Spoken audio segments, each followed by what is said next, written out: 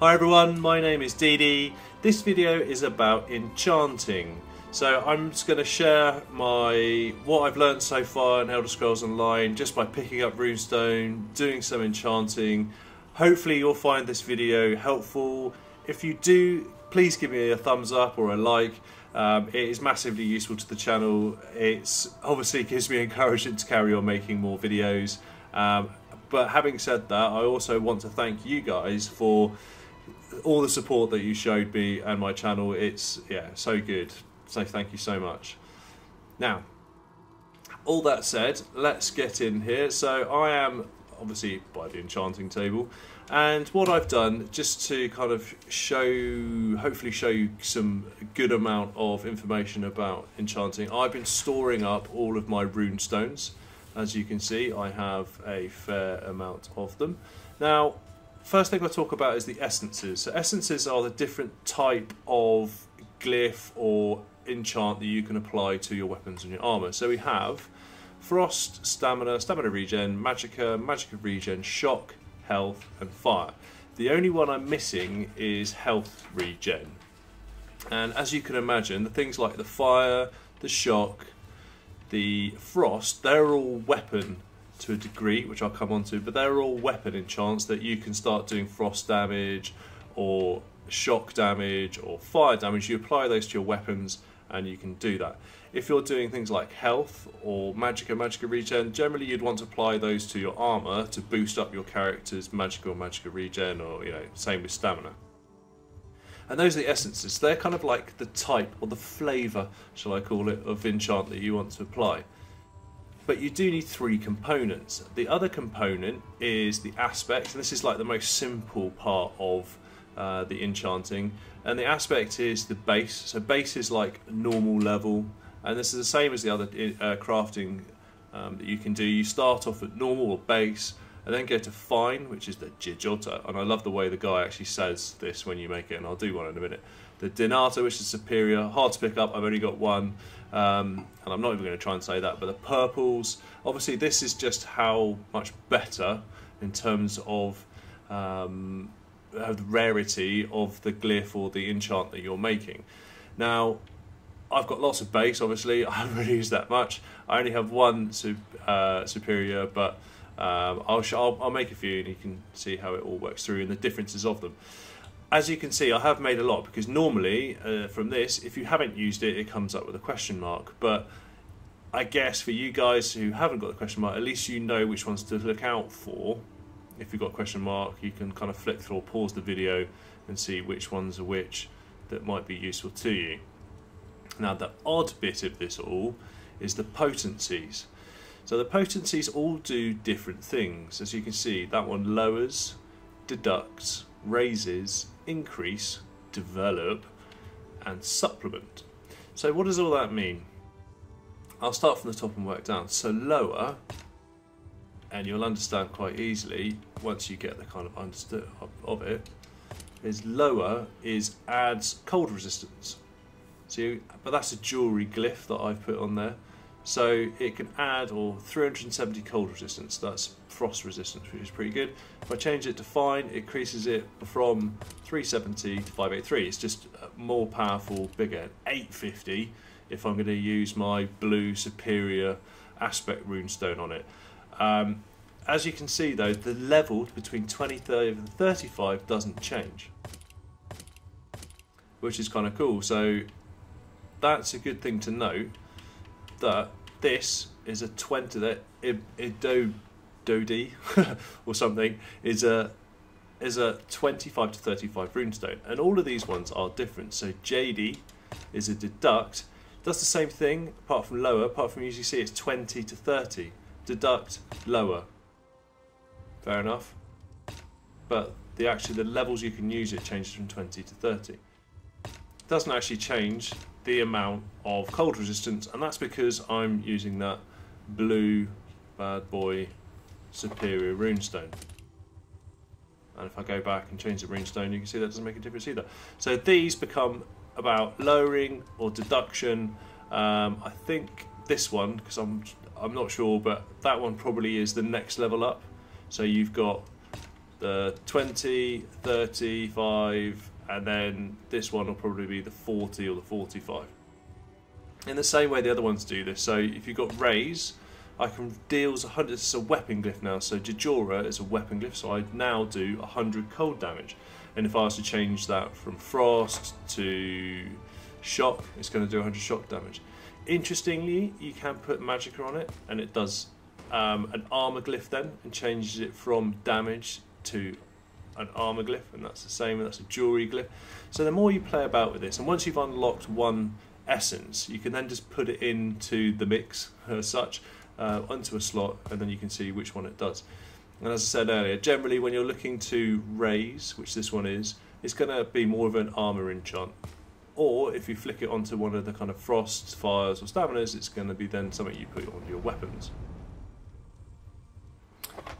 Having said that, you've got increase, and as I said earlier, this then is increase, and you see it's 10 to 20, 15 to 25.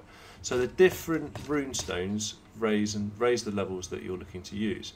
The best one that I've got, or has developed as well, is that's not the best one, that's the worst one. Jora is 1 to 10.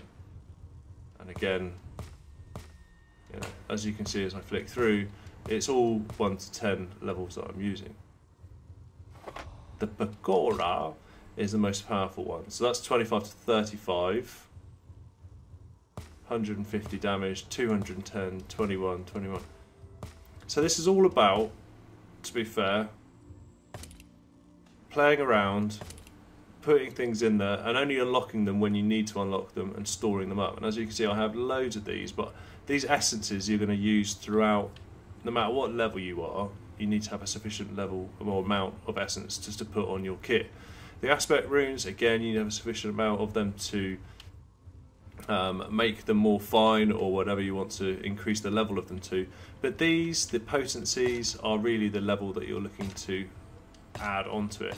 And as you get to a point, when my character at the moment is level 30, or this one I'm using is level 30, I'm not going to make 10 to 20. I have other characters though which are level 15 or 18 or something like that, that are applicable to the duo. And because you share the bank, you can also keep those on there as well. So the other part of enchanting is extraction. Now, you do pick up lots of armor glyphs and things like that when you're doing your questing. My recommendation for all of these is to extract all of them. That's the best way to level up your enchanting, is to actually, bring back, hopefully you get some materials from it. In that particular circumstance I didn't, but you want to extract as much as possible to push up your enchanting skill. The reason you do that, I mean, it is actually really hard to level this up because you don't tend to get many of these. I personally find I don't pick up many from drops, and you don't get a huge amount. And what I'm going to do is I'm quickly going to create. What should I create? I want to create a fire. No, that one will do, and the potency needs to be this one. I'm quickly going to create flame damage, and you'll see that creating this flame damage, it doesn't. I love the way he says that. It doesn't really push up my enchanting skill that much, and obviously you're limited on materials. So if I could extract this now, but I'm not really going to get much back from it. So yes, so extract as much as possible. The other little tip that I've got is if you certainly talk to. Where's she gone? There she is. Nope, that's her. Is it you? No. Where's she gone? I swear it's Sadis. Oh yeah, it's Sadis. I just didn't see her name. Sorry about that.